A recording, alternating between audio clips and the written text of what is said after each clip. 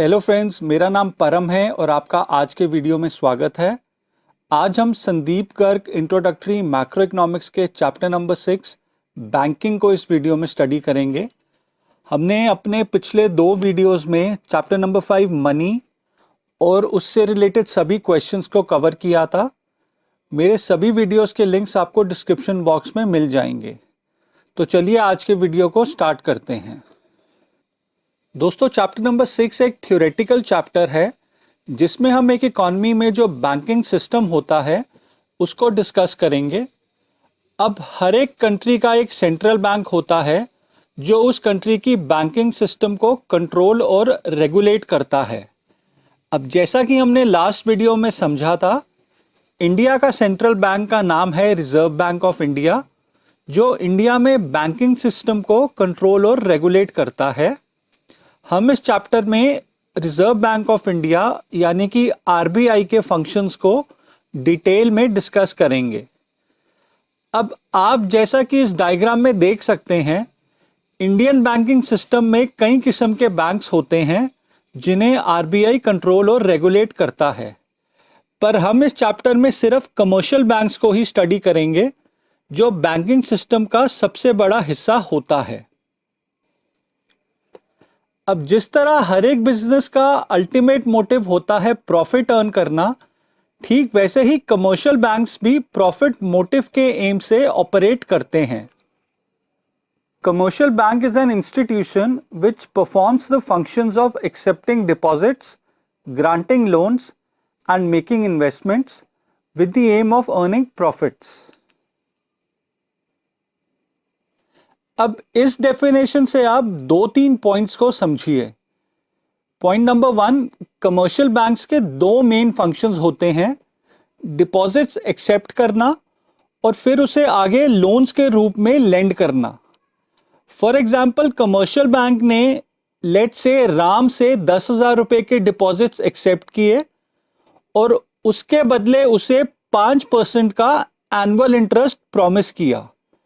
तो राम को 1 साल के बाद अपने डिपॉजिटेड 10,000 रुपए के ऊपर 10,000 रुपए का 5% यानी कि 500 रुपए का इंटरेस्ट मिल जाएगा। पर बैंक ये 500 रुपए राम को कैसे देगा?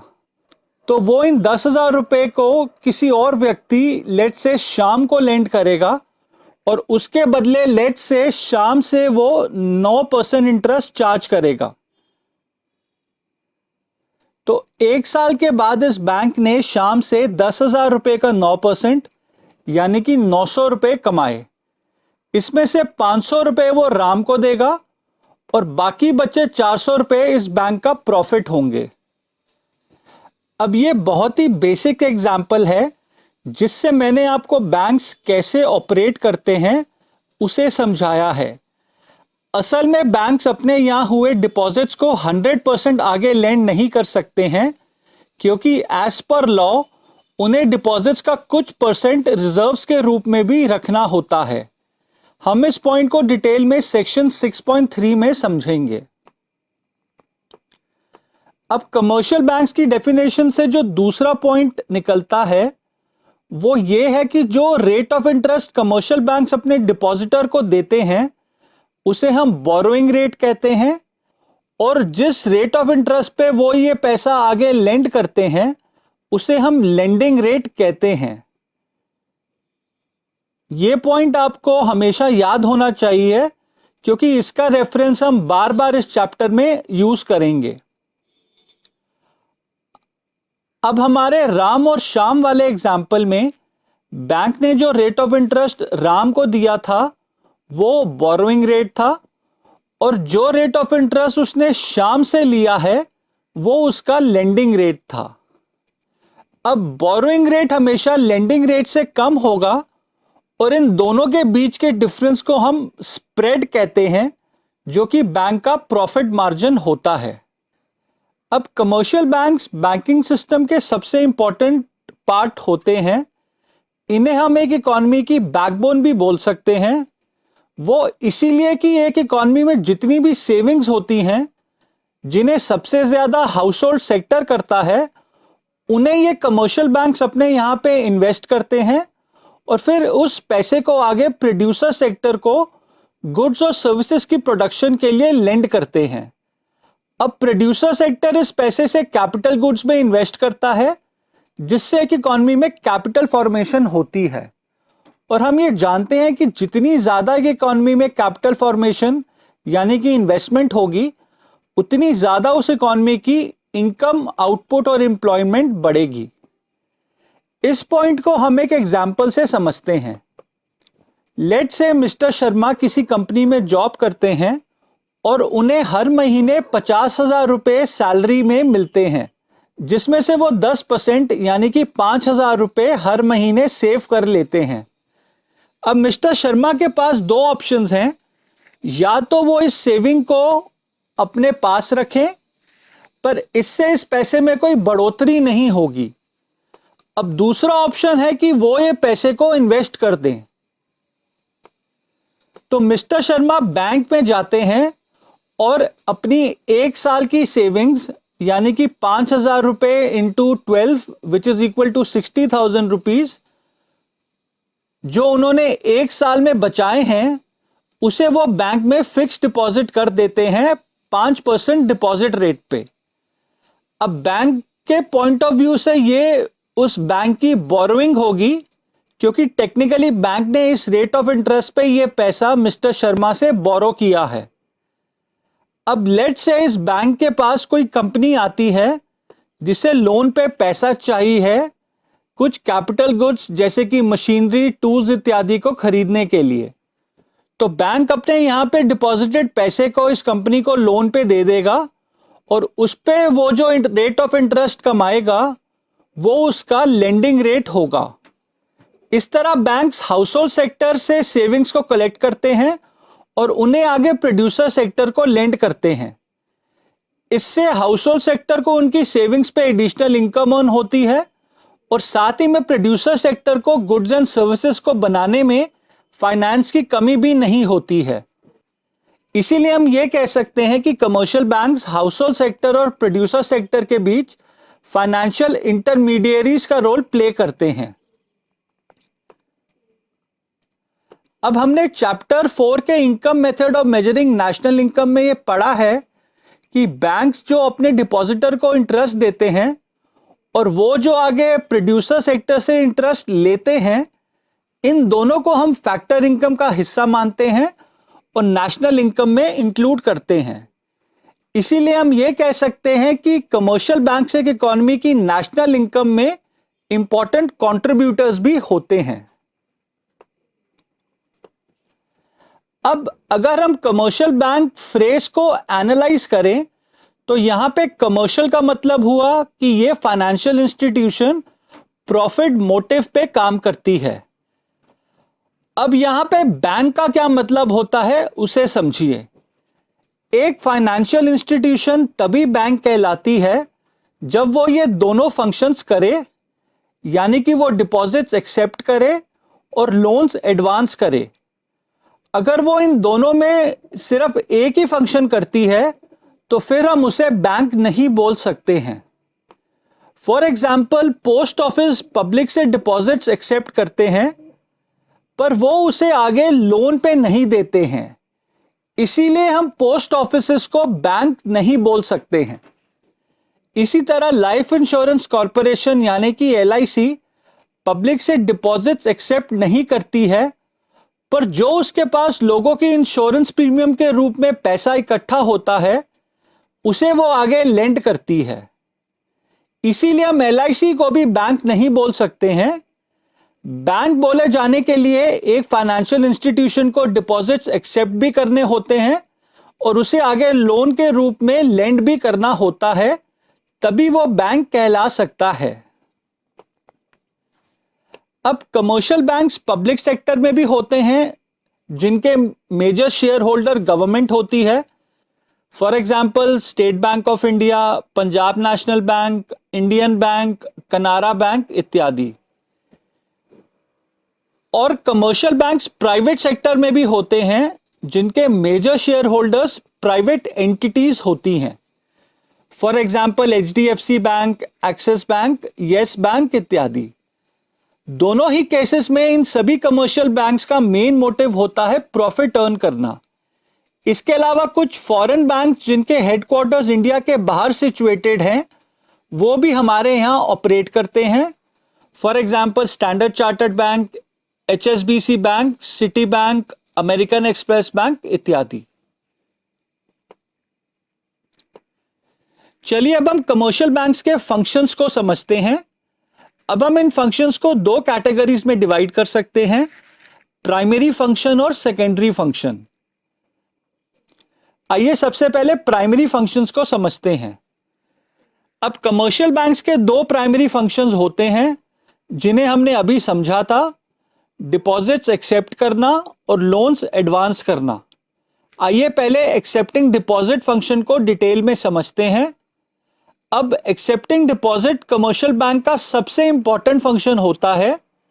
बैंक किसी भी व्यक्ति या इंस्टीट्यूशन से डिपॉजिट्स एक्सेप्ट करते हैं।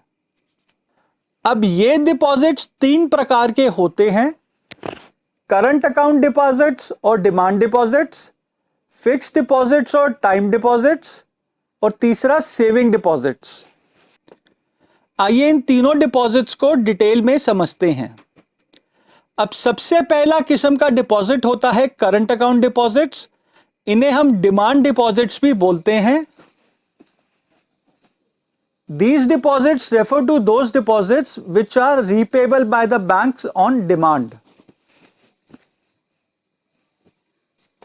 अब हमने पिछले चैप्टर मनी में यह पढ़ा था कि डिमांड डिपॉजिट्स वो डिपॉजिट्स होते हैं जिन्हें उनका डिपॉजिटर चेक से कभी भी विड्रॉ कर सकता है। यानी कि डिमांड डिपॉजिट्स वो डिपॉजिट्स होते हैं जिन्हें बैंक को उसके डिपॉजिटर को वापस करना होता है जब भी वो डिपॉजिटर उसे डिमांड करे।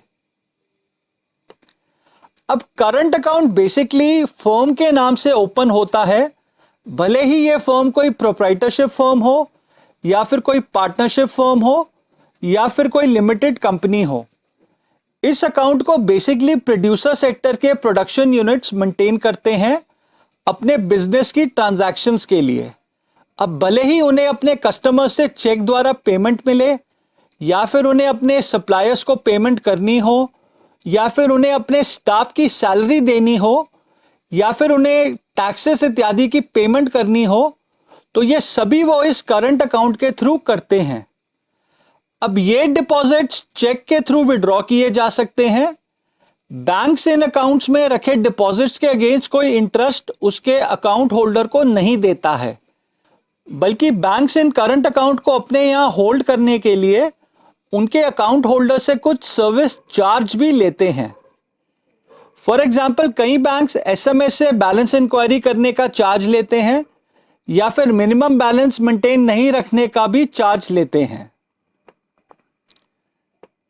अब जैसा कि हमने लास्ट चैप्टर में पढ़ा था, डिमांड डिपॉजिट्स मनी सप्लाई यानी कि M1 का हिस्सा होते हैं। अब दूसरे किस्म का डिपॉजिट होते हैं फिक्स्ड डिपॉजिट, जिसे हम टर्म या फिर टाइम डिपॉजिट भी कहते हैं। Fixed deposits refer to those deposits in which the amount is deposited with the bank for a fixed period of time. अब ये डिपॉजिट्स बैंक में एक फिक्स पीरियड के लिए किए जाते हैं। अब आप जब भी किसी बैंक में जाएं तो आपको वहां पे डिपॉजिट रेट का एक बोर्ड दिखेगा जिस पे डिफरेंट टाइम ड्यूरेशन के फिक्स डिपॉजिट्स पे दी जाने वाले इंटरेस्ट रेट्स मेंशन्ड होते हैं। अब ये डिपॉजिट्स नॉर्मली 7 दिन से लेकर 10 साल तक के लिए किए जा सकते हैं। अलग अलग ड्यूरेशन के फिक्स डिपॉजिट्स पे बैंक अलग अलग इंटरेस्ट रेट ऑफर करता है। अब इन फिक्स डिपॉजिट्स को उनका डिपॉजिटर कभी भी चेक से विड्रॉ नहीं कर सकता है। ये डिपॉजिट्स नॉर्मली अपने डिपॉजिट पीरियड के कंप्लीशन पे इंटरेस्ट के साथ उनके डिपॉजिटर्स को वापस मिल जाते हैं, या फिर डिपॉजिटर इन फिक्स डिपॉजिट्स पे मंथली या क्वार्टरली इंटरेस्ट भी कमा सकता है। और अगर डिपॉजिटर को ये फिक्स डिपॉजिट्स उनके मैच्योरिटी डेट से पहले विड्रॉ करने होते हैं तो उसे पहले बैंक को इन्फॉर्म करना पड़ता है और बैंक कुछ दिनों के बाद ये डिपॉजिट्स और उस पे उस दिन तक का जो इंटरेस्ट ड्यू होता है डिपॉजिटर को वापस कर देता है। प्रीमेच्योर विड्रॉल पे कुछ बैंक्स कुछ पेनल्टी भी लगाते हैं। अब फिक्स डिपॉजिट्स मनी सप्लाई यानी कि M1 का हिस्सा नहीं होते हैं, क्योंकि ये हाईली लिक्विड एसेट्स में काउंट नहीं किए जाते हैं जिन्हें कभी भी मनी में कन्वर्ट किया जा सके। ये M3 और M4 मनी सप्लाई का हिस्सा होते हैं। अब तीसरे किस्म का डिपॉजिट होता है सेविंग अकाउंट डिपॉजिट। ये डिपॉजिट्स इंडिविजुअल अकाउंट होल्डर्स अपने नाम से बैंक में ओपन करते हैं। अब saving account deposits current account deposits और फिक्स्ड डिपॉजिट्स के फीचर्स को कंबाइन करते हैं।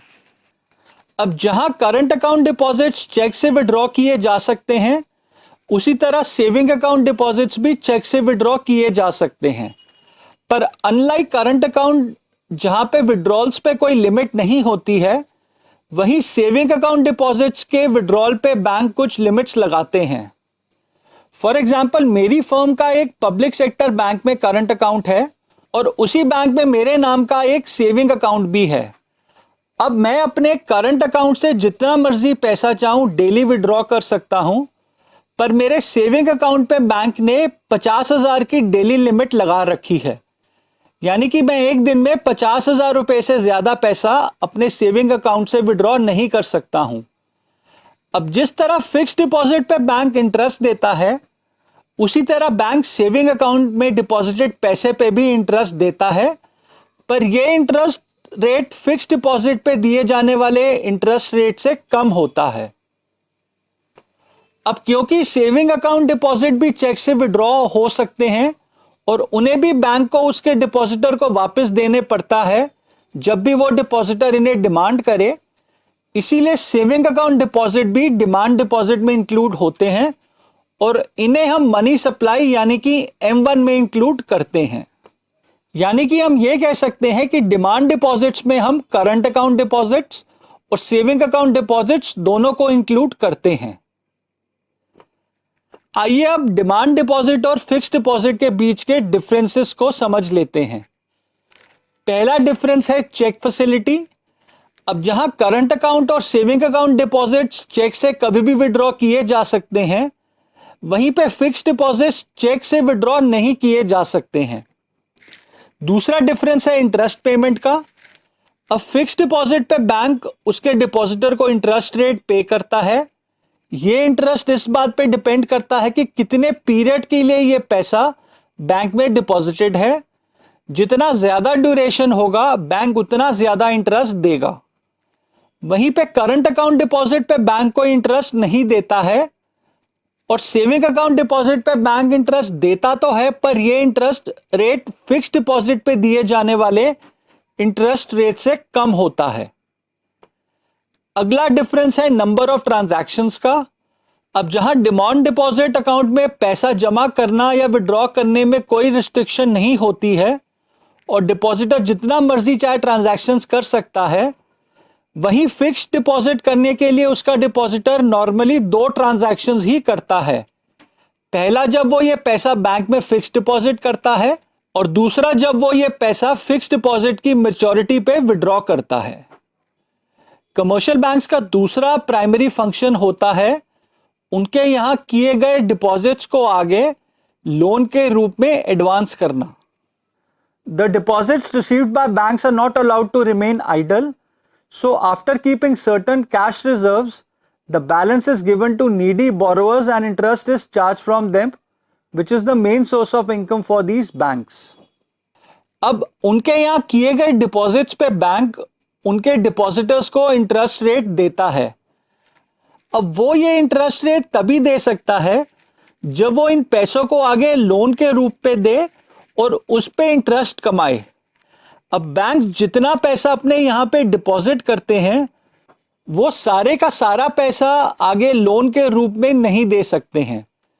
वो इसमें से कुछ पैसा रिजर्व्स के रूप में रखते हैं और बाकी बचे पैसे को आगे लोन के रूप में बोरोअर्स को देते हैं। हम ये रिजर्व्स वाले पॉइंट को डिटेल में सेक्शन 6.3 में समझेंगे। अब बैंक्स जो बोरोस को लोन देते हैं उसके अगेंस्ट वो बोरोस से कोई सिक्योरिटी अपने पास रखवाते हैं जिसे हम कोलैटरल कहते हैं, ताकि अगर बोरोअर ने टाइम पे ये पैसा बैंक को वापस नहीं किया तो बैंक इस कोलैटरल को बेच के वो पैसा वसूल कर लेता है। नॉर्मली कोलैटरल की मार्केट वैल्यू दिए गए लोन के अमाउंट से ज्यादा होती है, ताकि बैंक अपना पूरा पैसा आराम से वसूल कर सकता है in case of default payment.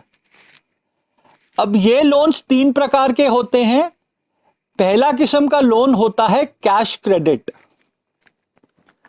Cash credit refers to a loan given to the borrower against his current assets like shares, stocks, bonds, etc. A credit limit is sanctioned and the amount is credited in his account. The borrower may withdraw any amount within this credit limit and interest is charged on the amount actually withdrawn. अब late से एक व्यक्ति ने bank में account खोल रखा है और साथ में उसने इस बैंक में कुछ फिक्स डिपॉजिट्स भी कर रखी हैं।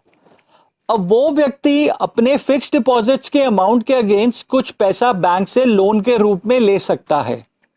लेट्स से इस व्यक्ति की 1 लाख रुपए का फिक्स डिपॉजिट है बैंक में, जिसके अगेंस्ट वो 50,000 रुपए का कैश क्रेडिट लोन ले सकता है इस बैंक से। तो इस केस पे बैंक ये 50,000 रुपए की क्रेडिट लिमिट इस व्यक्ति के सेविंग अकाउंट में क्रेडिट कर देगा। अब लेट से इस व्यक्ति ने इस 50,000 रुपए में सिर्फ 40,000 रुपए ही विड्रॉ किए हैं, तो उसे इन 40,000 रुपए के ऊपर ही बैंक को इंटरेस्ट देना पड़ेगा, ना कि पूरे 50,000 रुपए पे। इसी तरह बोरोअर अपने करंट असेट्स जैसे शेयर्स, स्टॉक्स, बॉन्ड्स इत्यादि को बैंक में कोलैटरल के रूप में रख के भी बैंक से कैश क्रेडिट लोन ले सकता है। अब दूसरे किस्म का लोन होता है demand loan. Demand loan refer to those loans which can be recalled on demand by the bank at any time. The entire sum of demand loan is credited to the account and interest is payable on the entire sum. अब इस loan में borrower को पूरे loan पे interest देना होता है। इस बात से कोई फर्क नहीं पड़ता है कि उसने सैंक्शन लोन में से कितना पैसा एक्चुअली विड्रॉ किया है। ये loans normally long term loans होते हैं। तीसरे किस्म का लोन होता है short term loans. They are given as personal loans against some collateral security. The money is credited to the account of borrower and the borrower can withdraw money from his account and interest is payable on the entire sum of loan granted. अब यहां भी borrower को sanction loan के पूरे amount पे interest देना होता है। अगेन इससे फर्क नहीं पड़ता है कि उसने कितना पैसा एक्चुअली विड्रॉ किया है। ये लोन्स नॉर्मली शॉर्ट ड्यूरेशन के लिए दिए जाते हैं। अब एक्सेप्टिंग डिपॉजिट्स और एडवांसिंग लोन्स तो बैंक के प्राइमरी फंक्शंस होते हैं। इन दोनों के अलावा बैंक से कुछ सेकेंडरी फंक्शंस भी होते हैं। आइए उन्हें भी समझ लेते हैं। पहला सेकेंडरी फंक्शन है giving overdraft facility. It refers to a facility in which a customer is allowed to overdraw his current account up to an agreed limit. अब ये फैसिलिटी बैंक्स अपने उन कस्टमर्स को देता है जिनकी क्रेडिट हिस्ट्री अच्छी होती है और जिनका बिजनेस टर्नओवर भी सब्सटैंशियल होता है। ये फैसिलिटी करंट अकाउंट होल्डर्स को मिलती है, जहां पे ये अकाउंट होल्डर्स अपने अकाउंट में रखे पैसे से कई ज्यादा अमाउंट विड्रॉ कर सकते हैं। फॉर एग्जाम्पल, अगर बैंक 1 लाख रुपए की ओवरड्राफ्ट फैसिलिटी देता है तो करंट अकाउंट होल्डर अपने अकाउंट में रखे डिपॉजिट से 1 लाख रुपए ज्यादा तक विड्रॉ कर सकता है। अब अगर वो 1 लाख रुपए की जगह सिर्फ 50,000 रुपए ही एक्स्ट्रा विड्रॉ करता है तो उसे इस विड्रॉन अमाउंट पे ही इंटरेस्ट देना होता है। बैंक का अगला सेकेंडरी फंक्शन है discounting bills of exchange. It refers to a facility in which holder of a bill of exchange can get the bill discounted with the bank before the maturity. After deducting the commission, bank pays the balance to the holder. On maturity, bank gets its payment from the party which had accepted the bill. Business में normally एक party दूसरी party को bills of exchange issue करती है। आप bills of exchange के concept को इस एग्जाम्पल से समझिए। अब यहाँ रमेश ने हरमन को क्रेडिट पे 10,000 रुपए के गुड्स बेचे, इस टर्म्स एंड कंडीशन पे कि हरमन रमेश को 1 महीने के बाद इसकी पेमेंट करेगी। अब टू मेक श्योर कि हरमन उसे 1 महीने के बाद कंफर्म पेमेंट करे, तो रमेश हरमन को बिल्स ऑफ एक्सचेंज का ड्राफ्ट बना के इशू करता है, जिसे हरमन एक्सेप्ट करती है और उस पे साइन करके रमेश को दे देती है। अब ये बिल्स ऑफ एक्सचेंज एक लीगल डॉक्यूमेंट बन गया है, जो इंडियन लॉ के under section 5 of negotiable instrument act 1881 में अब लीगली इन्फोर्सेबल हो सकता है। हरमन अपनी बात से अब मुकर नहीं सकती है कि उसे रमेश को 1 महीने के बाद एग्रीड अमाउंट की पेमेंट करनी है। अब इस एग्जाम्पल में रमेश ड्रॉअर है और हरमन ड्रॉई।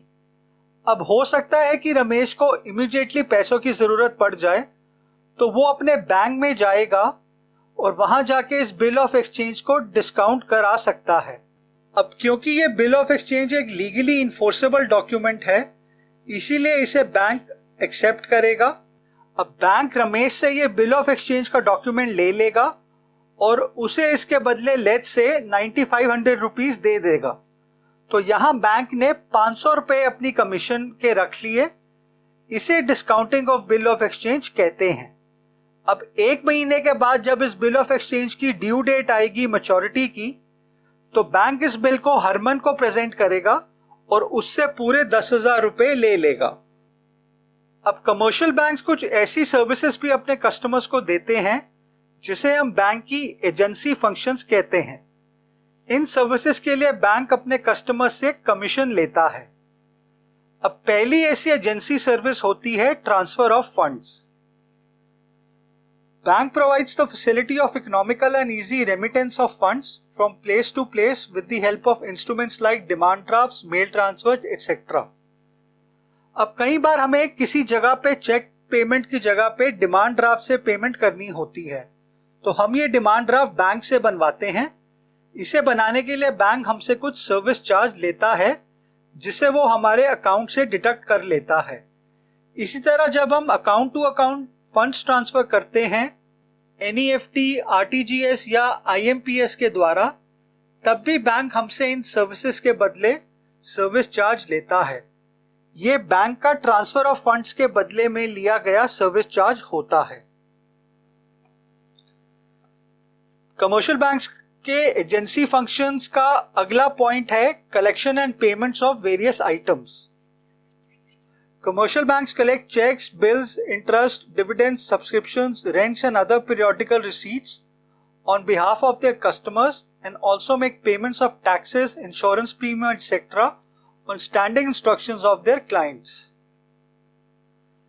अब कस्टमर्स अपने बैंक के through cheques, interest, dividends, rents इत्यादि कलेक्ट करवा सकते हैं और साथ में टैक्सेस, इंश्योरेंस प्रीमियम्स इत्यादि की पेमेंट भी कर सकते हैं। इन सभी सर्विसेज के बदले बैंक अपने कस्टमर से सर्विस चार्ज कलेक्ट करता है। कमर्शियल बैंक्स का अगला एजेंसी फंक्शन है purchase and sale of foreign exchange. Some commercial banks are authorised by central bank to deal in foreign exchange. They buy and sell foreign exchange on behalf of their customers and help in promoting international trade.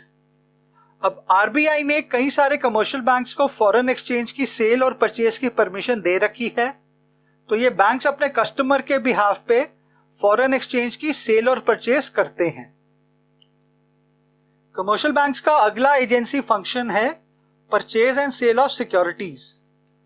Commercial banks buy and sell stocks and shares of private companies as well as government securities on behalf of their customers. अब commercial banks अपने customers के behalf पे stock market में private companies के share और stocks की cell purchase भी करते हैं, जिनके बदले उन्हें कमीशन या ब्रोकरेज मिलती है। इसी के साथ वो अपने कस्टमर्स के बिहाफ पे गवर्नमेंट सिक्योरिटीज जैसे बॉन्ड्स, ट्रेजरी बिल्स इत्यादि की भी सेल परचेज करते हैं। हम गवर्नमेंट सिक्योरिटीज के कंसेप्ट को इस चैप्टर में आगे जाके समझेंगे। कमर्शियल बैंक का अगला एजेंसी फंक्शन है income tax consultancy. They also give advice to their customers on matters relating to income tax and even prepare their income tax returns. अब बैंक्स अपने कस्टमर्स को इनकम टैक्स से related matters पे advice भी करते हैं कि कैसे वो अपने टैक्स कंसिडरेशन को कम कर सकते हैं। वो उन्हें कई किस्म की इन्वेस्टमेंट प्लान्स बताते हैं जिससे कस्टमर अपना इनकम टैक्स बचा सकता है। इसके साथ वो अपने कस्टमर्स के इनकम टैक्स रिटर्न्स भी प्रिपेयर करते हैं। कमर्शियल बैंक्स का अगला एजेंसी फंक्शन है trustee and executor. Commercial banks preserve the wills of their customers as trustees and execute them after their death as executors. अब कई कस्टमर्स अपनी विल्स बैंक्स के लॉकर्स में सेफली रखते हैं या फिर बैंक्स को ऑथराइज करते हैं कि कैसे उनके मरने के बाद वो इस विल के हिसाब से उनके एसेट्स का बंटवारा विल के बेनिफिशियरीज के बीच करें।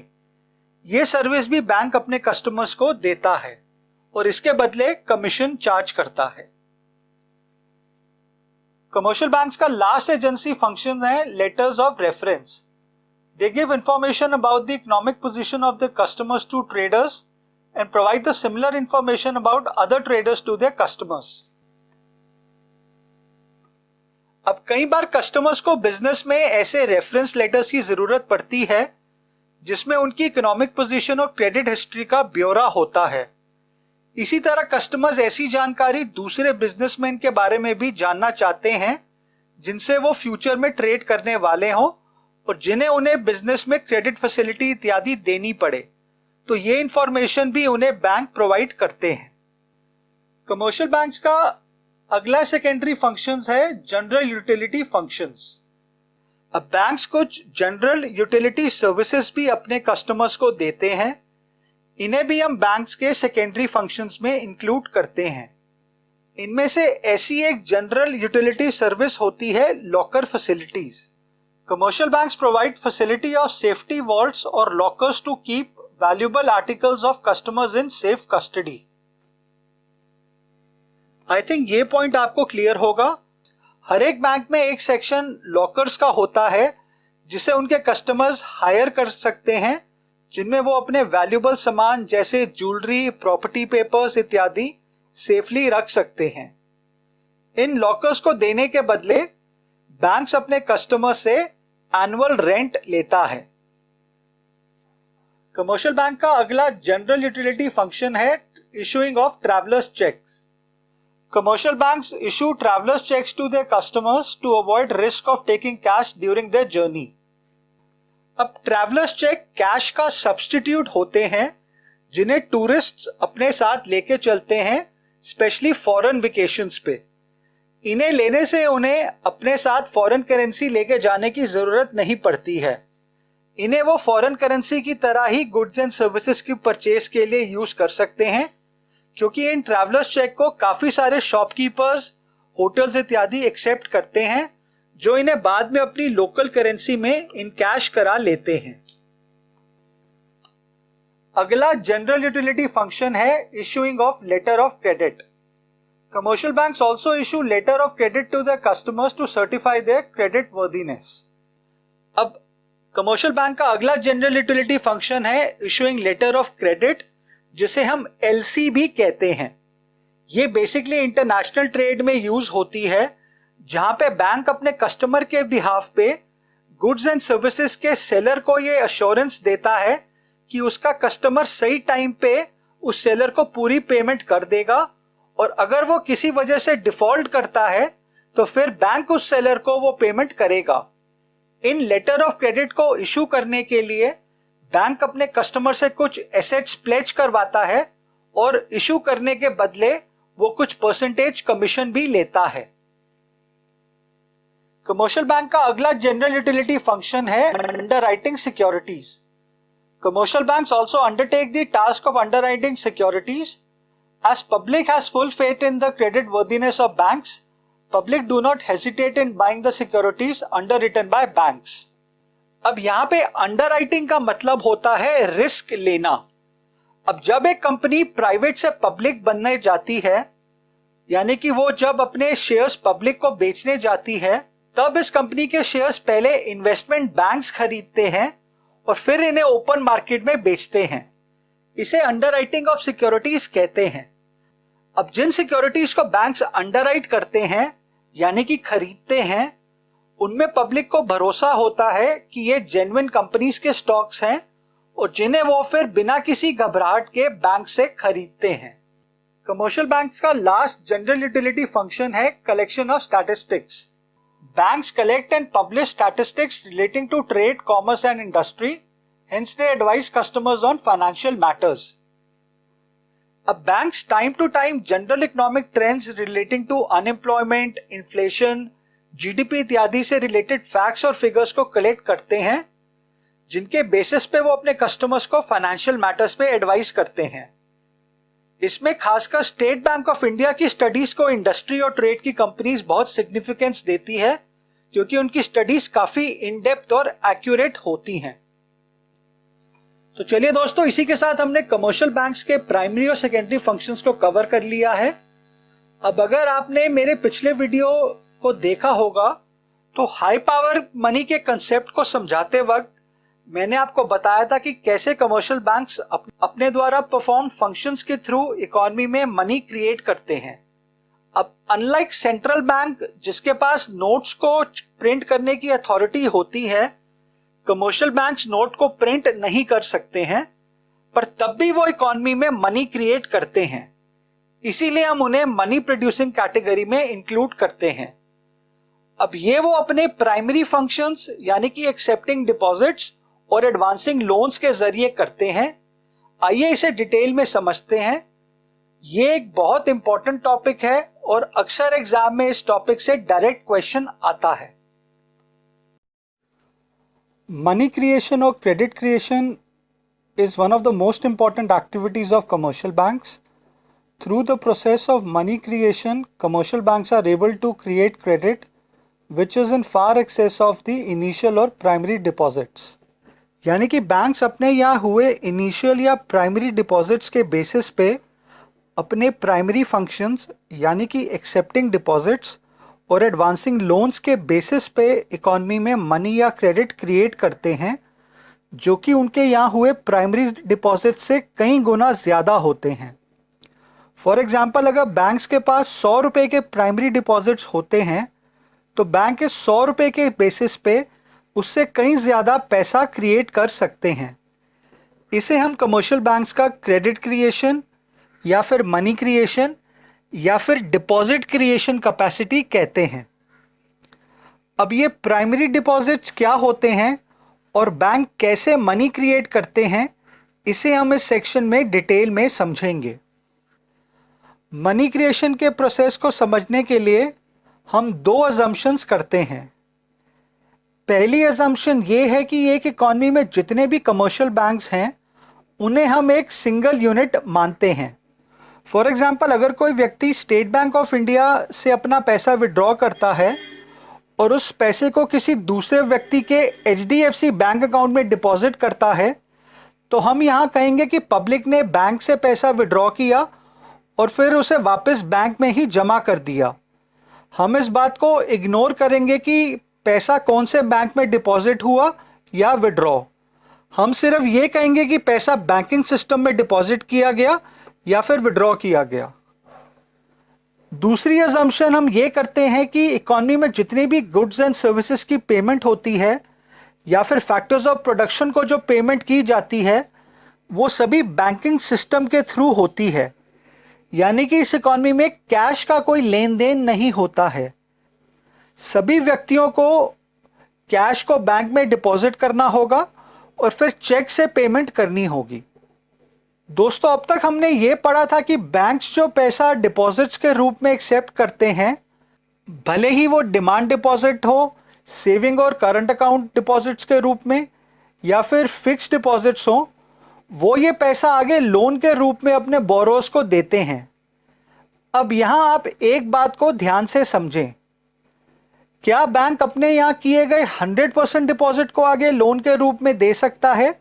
तो इसका आंसर है no. The deposits held by banks are used for giving loans. However, banks cannot use the whole of deposits for lending. it is legally compulsory for the banks to keep a certain minimum fraction of the deposits as reserves. This fraction is called legal reserve ratio or reserve deposit or reserve ratio and is fixed by the central banks. Banks do not keep 100% reserves against the deposits. They keep only to the extent indicated by the central bank. यानी कि banks को as per law अपने यहाँ हुए deposits का कुछ हिस्सा reserves के रूप में रखना होता है और इस हिस्से को हम लीगल रिजर्व रेशियो या फिर रिजर्व डिपॉजिट रेशियो या फिर रिजर्व रेशियो कहते हैं। ये रेशियो सेंट्रल बैंक यानी कि reserve bank of India decide करता है और इसका figure time to time change होता रहता है। अब इस लीगल रिजर्व रेशियो यानी कि LRR के दो कंपोनेंट्स होते हैं। इसका एक कंपोनेंट होता है कैश रिजर्व रेशियो यानी कि CRR और दूसरा कंपोनेंट होता है स्टैट्यूटरी लिक्विडिटी रेशियो यानी कि SLR। अब आज की डेट में CRR का रेशियो है 4% और SLR का रेशियो है 18%, यानी कि टोटल लीगल रिजर्व रेशियो यानी कि LRR हुआ 4 + 18 विच इज इक्वल टू 22%। इसका यह मतलब हुआ कि अगर बैंक में 100 रुपये डिपॉजिट होते हैं तो बैंक उसका 22% यानी कि 22 रुपये रिजर्व्स के रूप में रखेगा और बाकी बचे 78 रुपीस को ही वो आगे लेंड कर सकता है। हम CRR और SLR के कंसेप्ट्स को डिटेल में नेक्स्ट वीडियो में समझेंगे। अभी के लिए आप बस इतना समझें कि बैंक्स अपने यहाँ जितने भी डिपॉजिट्स एक्सेप्ट करते हैं उसे वो 100% आगे लोन के रूप में एडवांस नहीं कर सकते हैं।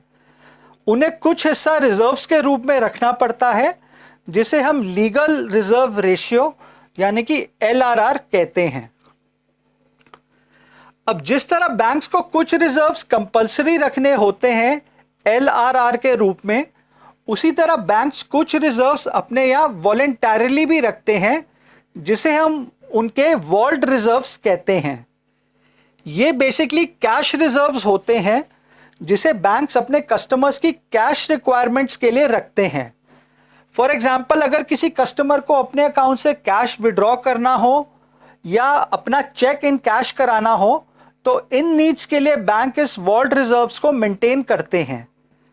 अब ये रिजर्व्स कितने होने चाहिए ये बैंक टू बैंक वेरी करता है और इन्हें बैंक्स अपने एक्सपीरियंस के हिसाब से रखते हैं कि कितनी कैश उनके यहाँ से डेली विड्रॉ होती है। इस पॉइंट को हम एक एग्जाम्पल से समझते हैं। अब let's say State Bank of India में on an average daily 100 crore के डिपॉजिट्स होते हैं। अब ये डिपॉजिट्स न्यू अकाउंट होल्डर्स भी कर सकते हैं और पुराने अकाउंट होल्डर्स भी। और अगर स्टेट बैंक ऑफ इंडिया से हर रोज ऑन एन एवरेज 20 करोड़ के कैश विड्रॉल्स होते हैं तो ये बैंक अपने यहाँ होने वाले डिपॉजिट्स का 20% कैश रिजर्व्स यानी कि वॉल्ट कैश के रूप में रखेगा जिससे उसके कस्टमर्स की डेली कैश विड्रॉल्स की रिक्वायरमेंट पूरी हो सकेगी। अब ये वॉल्ट कैश का figure bank to bank vary करेगा। अगर किसी दूसरे बैंक में ये विड्रॉल फिगर सिर्फ 15% ही है तो फिर वो बैंक अपने यहाँ होने वाले डिपॉजिट्स का सिर्फ 15% ही वॉल्ट कैश के रूप में रखेगा। अब सवाल ये बनता है कि बैंक कैसे ये वॉल्ट कैश रिजर्व्स का फिगर डिटरमिन करते हैं। तो इसका आंसर है कि बैंक्स अपने एक्सपीरियंस से और इन दो बातों से ये फिगर्स को डिटरमिन करते हैं।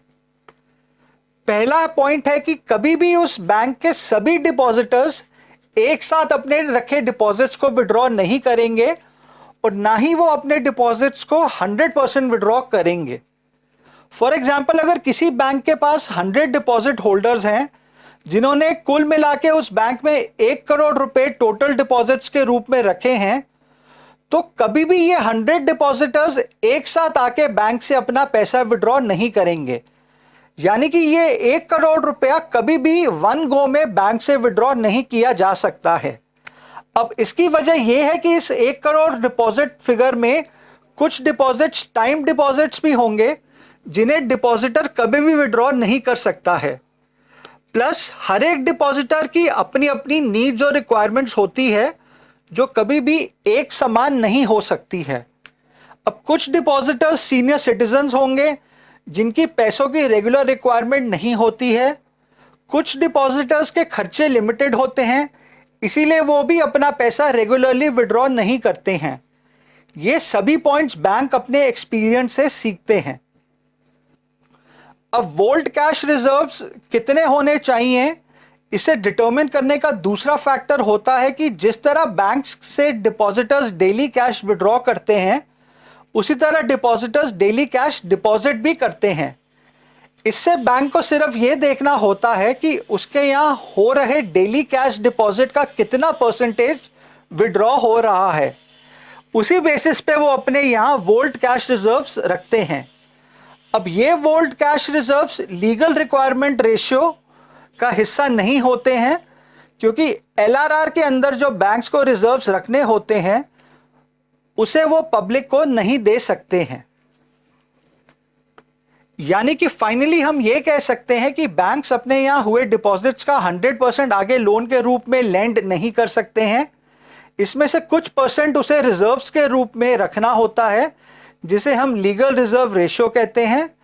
इसके अलावा बैंक्स कुछ रिजर्व्स अपने यहाँ वोल्ट कैश रिजर्व्स के रूप में भी रखते हैं, जिनसे वो अपने कस्टमर्स की डेली कैश विड्रॉल्स को हैंडल करते हैं। बाकी बचे डिपॉजिट्स को आगे लेंड करने के लिए बैंक्स फ्री होते हैं और इसी बेसिस पे वो इकॉनमी में मनी यानी कि क्रेडिट क्रिएट करते हैं। आइए इन पॉइंट्स को ध्यान में रखते हुए हम मनी क्रिएशन के प्रोसेस को समझते हैं। अब लेट्स से बैंक में 1000 रुपए का इनिशियल यानी कि पहला डिपॉजिट होता है। इस डिपॉजिट को हम प्राइमरी डिपॉजिट भी कहते हैं, जिसे डिपॉजिटर अपने खुद के रिसोर्सेज से करता है।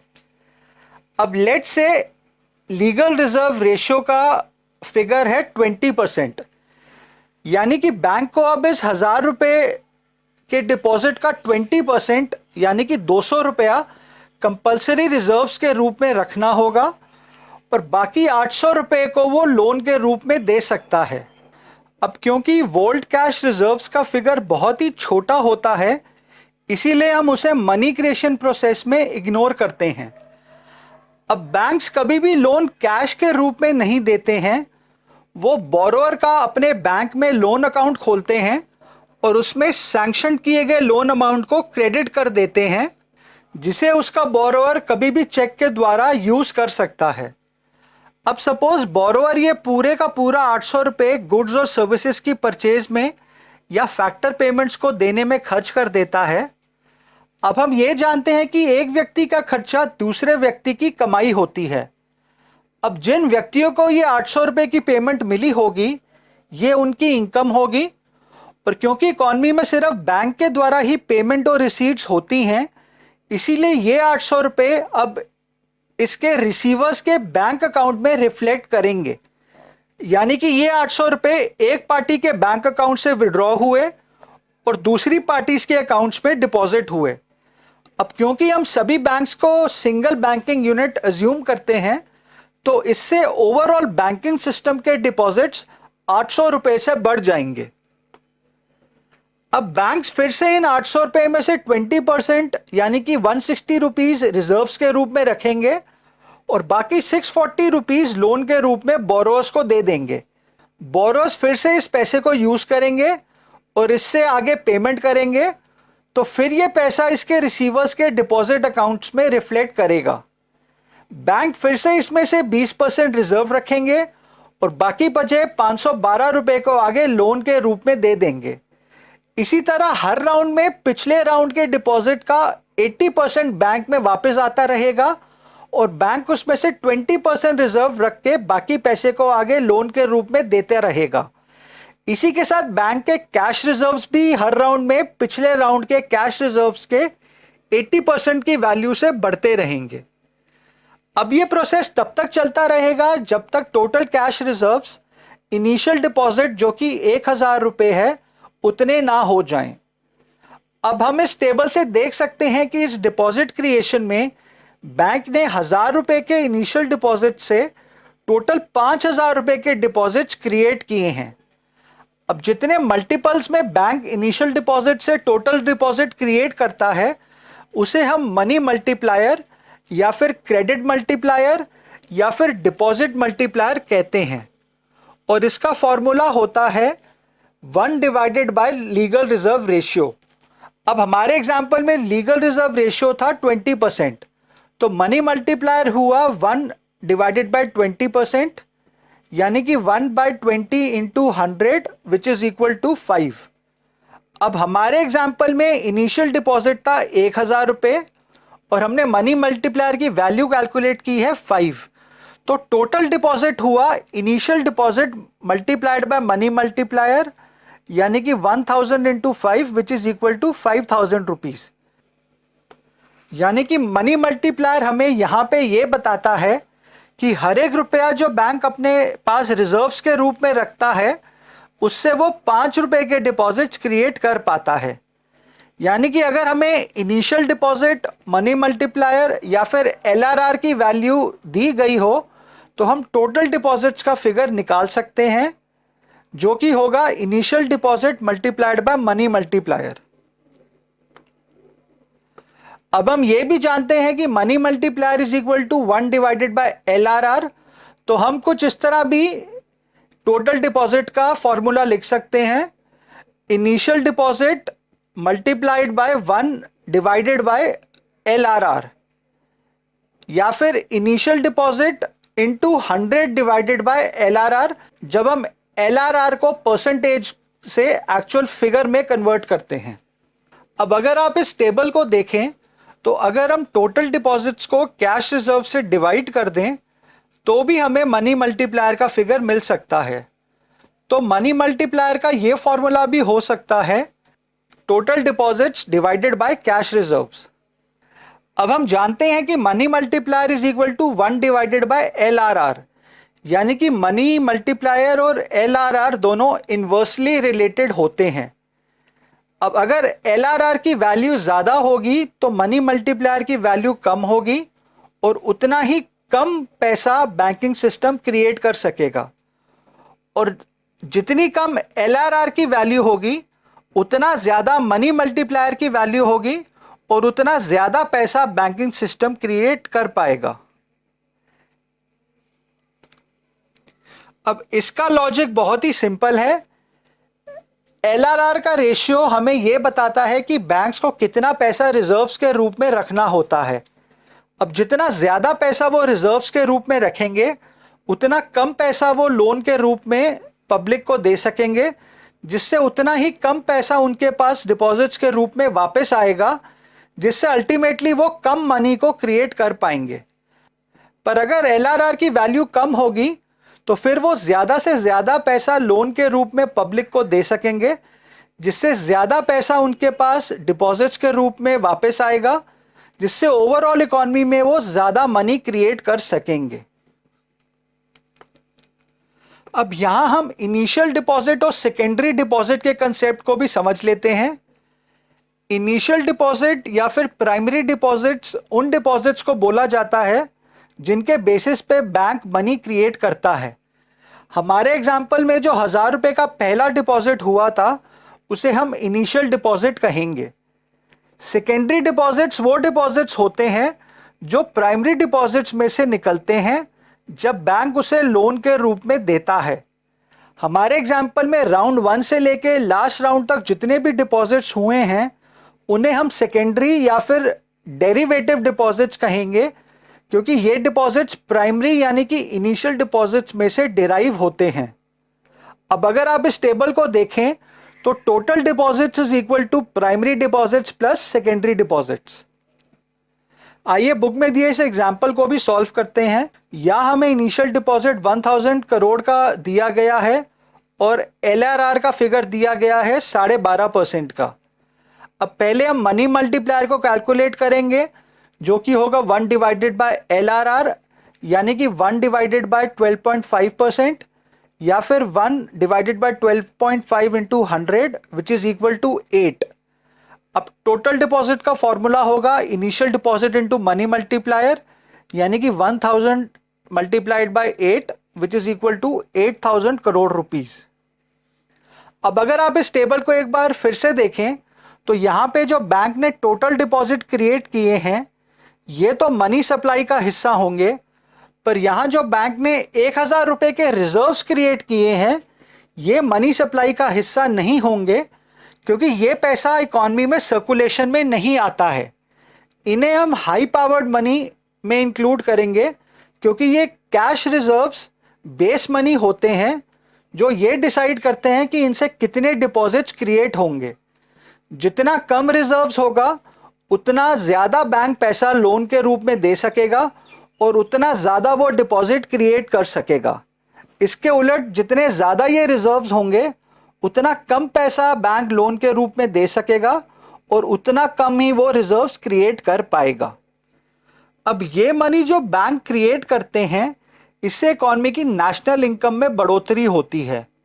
वो इस तरह कि जितना ज़्यादा मनी बैंक्स क्रिएट करेंगे उतना ज़्यादा वो पैसा प्रोड्यूसर सेक्टर को लोन्स के रूप में दे पाएंगे, जिससे वो ज़्यादा से ज़्यादा गुड्स एंड सर्विसेज की प्रोडक्शन कर पाएंगे और कैपिटल गुड्स में इन्वेस्ट करेंगे। इससे ज़्यादा से ज़्यादा लोगों को एम्प्लॉयमेंट मिलेगी, जिससे पर कैपिटा इनकम इंक्रीज करेगी। ये लोग और ज़्यादा गुड्स एंड सर्विसेज की डिमांड करेंगे, जिससे प्रोड्यूसर सेक्टर और ज़्यादा गुड्स एंड सर्विसेज प्रोड्यूस करेगा। इससे ओवरऑल इस इकॉनमी की जीडीपी और नेशनल इनकम में बढ़ोतरी होगी। इसे हम मल्टीप्लायर इफेक्ट भी कहते हैं। इस मल्टीप्लायर इफेक्ट को हम डिटेल में chapter number 8 income determination and multiplier में पढ़ेंगे। अब हमने मनी क्रिएशन के प्रोसेस को समझते वक्त ये अजम्पशन की थी कि पब्लिक अपनी सारी ट्रांजैक्शंस बैंक के थ्रू करती है। अब ये एक्चुअल इकॉनमी में पॉसिबल नहीं होता है। पब्लिक अपनी हर ट्रांजैक्शन बैंक के थ्रू नहीं करती है, वो कई सारी ट्रांजैक्शंस कैश के रूप में भी करती है। इसीलिए बैंकिंग सिस्टम कितना मनी क्रिएट कर सकता है, उसकी कुछ लिमिटेशंस होती हैं। अगेन ये पॉइंट आपको संदीप गर्ग में नहीं मिलेगा, पर ये आपको एनसीईआरटी में मिल जाएगा। अब पहली लिमिटेशन ये है कि बैंक्स कितना डिपॉजिट्स क्रिएट करते हैं, ये इस बात पे डिपेंड करता है कि कितनी कैश एक इकॉनमी में सर्कुलेट करती है और उसमें से कितना परसेंटेज पब्लिक बैंक में डिपॉजिट करती है। अब एक इकॉनमी में कितनी कैश होगी, ये डिसीजन सेंट्रल बैंक लेता है, और पब्लिक कितना पैसा बैंक में डिपॉजिट करेगी, ये करेंसी डिपॉजिट रेशियो पे डिपेंड करता है। करेंसी डिपॉजिट रेशियो होता है ratio of currency held by public to their holdings of bank deposits. यहाँ पे सी हुआ करेंसी हेल्ड बाय पब्लिक और डीडी हुआ demand deposits of public with commercial banks. अब ये रेशियो जितना ज़्यादा होगा उतनी पब्लिक की प्रेफरेंस होगी मनी को अपने पास कैश के रूप में रखने की, और उतना कम बैंक्स मनी क्रिएट कर पाएंगे। अब गवर्नमेंट ने कई सारी स्कीम स्टार्ट की हैं, जैसे जन धन योजना, जहां गरीब लोगों के बैंक अकाउंट्स खोले गए हैं ताकि ज़्यादा से ज़्यादा लोग बैंक्स के थ्रू ट्रांजैक्शंस कर सकें। अब बैंक्स द्वारा मनी क्रिएशन कैपेसिटी की दूसरी लिमिटेशंस होती है, वो है एलआरआर रेशियो। अब अगर ये एलआरआर रेशियो ज़्यादा होगा तो बैंक्स को उतना ही ज़्यादा रिजर्व्स रखना पड़ेगा, जिससे वो उतना ही कम डिपॉजिट क्रिएट कर पाएंगे। तो चलिए दोस्तों, यहाँ हमने कमर्शियल बैंक से रिलेटेड दोनों सेक्शंस को कवर कर लिया है, जहाँ हमने कमर्शियल बैंक्स के फंक्शंस को कवर किया है और साथ में वो मनी कैसे क्रिएट करते हैं उसे भी समझा है। इसी के साथ आज के वीडियो को ख़त्म करते हैं। अगर आपको किसी पॉइंट में कन्फ्यूजन है तो मुझे कमेंट सेक्शन में लिख के बताएं, मैं उसे ज़रूर सॉल्व करूँगा। नेक्स्ट वीडियो में हम चैप्टर 6 के बाकी बचे सेक्शंस 6.4, 6.5 को कवर करेंगे, जहां हम सेंट्रल बैंक की डेफिनेशन और उसके फंक्शंस को समझेंगे। एग्जाम पॉइंट ऑफ व्यू से ये भी इंपॉर्टेंट सेक्शंस हैं जिनसे डायरेक्ट क्वेश्चन एग्जाम में आने की पूरी उम्मीद होती है। फाइनली दोस्तों, अगर आपको आज का वीडियो इन्फॉर्मेटिव लगा है तो आप इसको लाइक कीजिए, अपने दोस्तों में इसे शेयर कीजिए, चैनल को सब्सक्राइब कीजिए और बेल बटन को क्लिक कीजिए ताकि आपको मेरे अगले वीडियोस की नोटिफिकेशन मिल सके। Thank you and have a nice day.